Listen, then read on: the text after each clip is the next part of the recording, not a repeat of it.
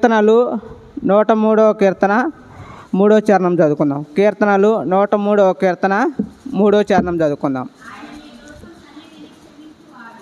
ఆయన నీ దోషములన్నిటినీ క్షమించువాడు, నీ సంకటములన్నిటినీ కుదుర్చువాడు. ఇక్కడ చూస్తే ఆయన దయాళుడుగా ఉన్న దేవుడు క్షమిస్తున్నాడు, క్షమించడానికి సిద్ధ మనసు గల ఉన్నాడు అని మనం చెప్పుకున్నాం. ఆయన ఇక్కడ ఏం క్షమిస్తున్నాడంటే మన దోషాలని ఆయన క్షమిస్తున్నట్టుగా ఇక్కడ మనకి కనబడతా ఉంది. అదేవిధంగా మన సంకటంలోని మన పాపాలని ఆయన తీసివేయవాడుగా కనబడతా ఉన్నాడు. ఏమేం క్షమిస్తున్నాడంటే ఇక్కడ భూమి మీద చాలామంది క్షమిస్తారు. ఎంతవరకు?